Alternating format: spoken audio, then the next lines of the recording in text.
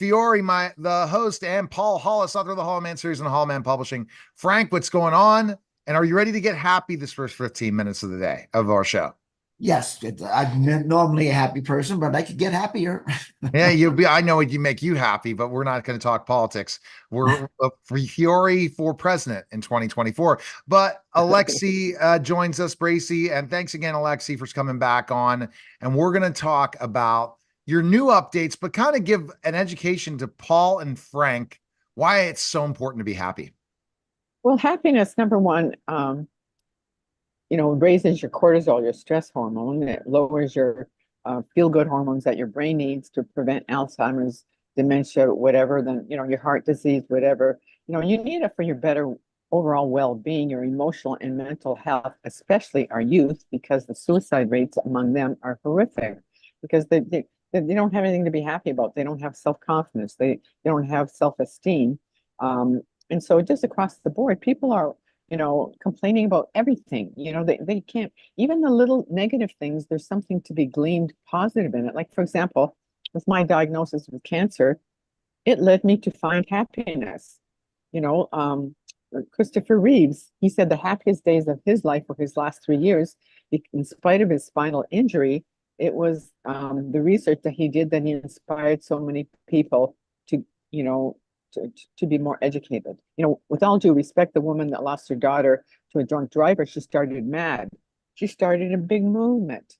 So in anything negative, there's something positive to be gleaned. So instead of complaining that the price of gas is expensive or, groceries are through the roof, be grateful you've got the money to pay for it.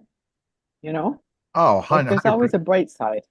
There's always a bright side. Go ahead, Frank, your question. Yeah, that's a simple solution. um, Happiness. What makes a person happy? Okay, not in general, but what makes a person happy? What makes a person happy? Well, first of all, if I may share, happiness levels are determined 50% genetic, 40% life habits, and 10%, or I can't remember the other one. But what makes a person happy? Well, having family. It's not material things. Happiness is from the inside. People think if they have the house, the extra house, the condo, the luxurious boat, the luxurious car, the overseas vacation places, it's going to make you happy. No, because then you're gonna fill that material void, so to speak. But then internally, you're not happy because maybe you won't have any friends. You'll have other stresses. You'll have to be worrying about maintaining these things. Happiness is an inside job because the more happiness you show to other people, the more it will come back to you tenfold. And showing happiness is through kindness, through giving, through love, through joy, through gratitude. When you say thank you to somebody and give them a smile, it may be the best thing that's happened to them that day because they just live by themselves. Because behind every face, there is a story of loss, of grief, of trauma. So that's why I'm so big on the jokes, because it will raise the people's emotional well-being for that day, for that hour, or whatever. So happiness is internal. It's how you feel about yourself, how you feel about what you've accomplished in your life, how you feel about your family, how you feel about maybe where you live, how you feel, how you're making an impact. So, like, I say to people, what do you want to be remembered for when you leave this earth plane? Do you want to be remembered because you accumulated all this financial wealth? Or do you want to be remembered because you took the time to make somebody smile, or random acts of kindness, or jokes, or helping the homeless person, or helping the elderly lady, or walking her dog? There's all sorts of little random acts that we can do because we're not a community anymore. We've sort of been broken off and everybody's sort of doing their own thing. And yet everybody's complaining that they don't like this, they don't like that, they don't like that. But if we band together as a community and see how we can support one another and, spread it wider, it's going to make a huge impact. And there's a movement starting, slow but sure, but it's starting. All right, Paul, your question for Lexi. I don't know. I've always considered myself a happy person. Now I'm Well, that's now I'm good. starting to wonder that. Well, no, you're laughing already, you've got a good attitude. Now, I think so.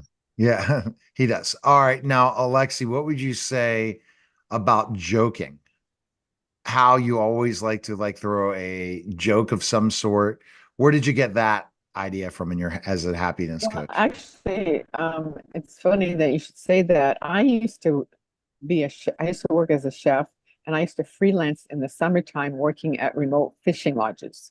And so this one particular lodge, I was there for 4 summers, and the guests, 95% of the guests were repeats that had been coming. They're now bringing their grandsons that have been coming for so many years.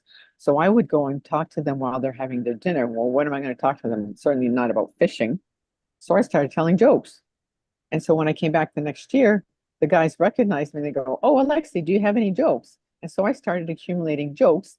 And then when I learned that one of my key values is to bring joy, and the Happy for No Reason program by Marcy Shimoff fell into my lap, it was a perfect fit, you know? So, I'm a happy person, and I just love giving people something to smile about, because behind every face, there's a story of loss, of grief, of trauma. So, like you said, I approach strangers at the dog park, at the grocery store, at the ATM machine, service providers on the phone, on Zoom networking meetings like this, and I offer a joke, because there's always something going on in people's lives, and everybody can use a little pick me up. So the guy heard the joke I told at the dog park. He goes home, he shares it with his wife. He says, "You know what? I met this crazy woman at the dog park. She shared a joke, but it was really good." And so it continues. Right. It continues the whole thing. Go ahead, Frank. Question. Yeah, I love jokes. I used to have literally an encyclopedia of them, and I love telling them.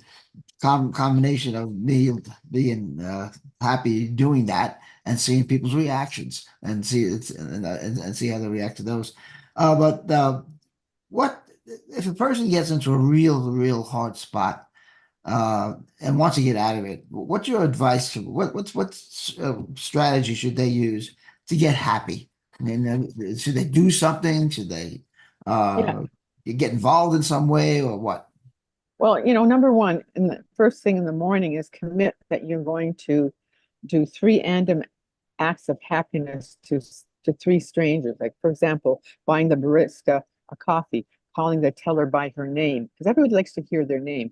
And you don't say thanks for whatever you purchased or whatever somebody did for you. You say thank you. It's more personal, and people feel more connected. You know, call up a friend that you haven't spoken to in a while, and say, "Hi, how you doing? Is there anything I can help you with?" Send flowers to a person that you haven't seen in a while. Send a card just thanking them for something that they did in the past. There's always something we can thank somebody for that they did in the past that you have sort of forgotten. And I mean, how nice is it to get a phone call from somebody and say, "Hey, I was just thinking about you. I was just, we had a really good friendship, 5 years ago, and I really remember this one incident. Really made my day. Thank you." I mean, how nice is that if somebody calls you up and gives you a compliment or thanks you for something? Send Yeah. it cards of endearment for no reason. Even a guy can do that with a joke. So, to make it personal. It's always that personal touch when you add your name to that person, it's more personal. Like in the morning, when people say have a good day, like have a good day is so vanilla. Does have a day mean don't spill the coffee or don't do something embarrassing? Instead, say, "I hope you put a smile on someone's face today. Offer somebody a hug. Give somebody a pat on the arm. Call somebody by name. I hope your day's happier and healthier than the day before." Share a joke. Just start, one little one-liners to people. And number one, it takes people off guard, but inevitably they will smile. And then they'll share it with somebody, again, I met this person, and they gave me this really good compliment, and it really made my day.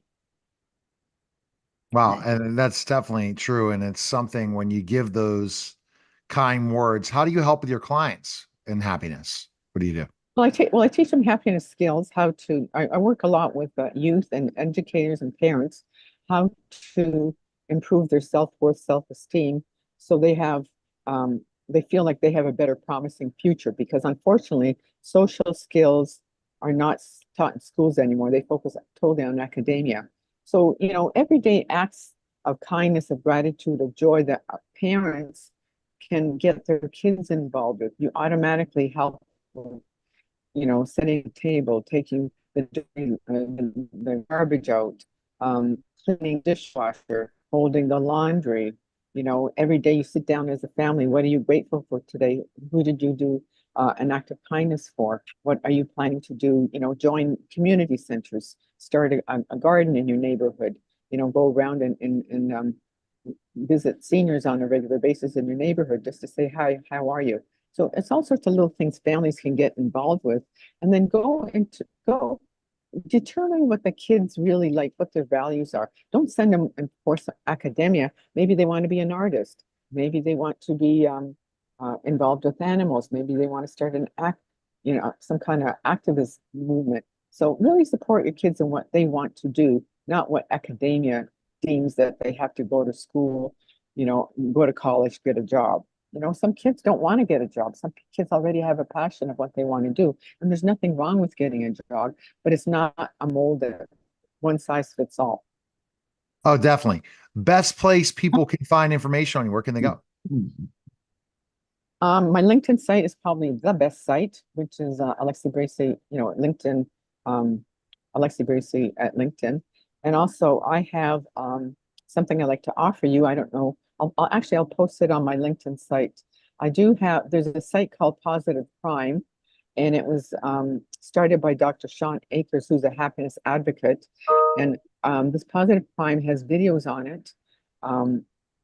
There's different categories: relationship, success, family, career. And each category has about 15, 20 different videos, but there's no speaking. It's only scenes with subliminal messages on it. And it was been shown that if you listen to this Positive Prime video, there's such a selection for 6 minutes each day, it raises your decision-making skills, cognitive function that lasts for 6 to 8 hours. It raises it by 67%. It's been scientifically proven.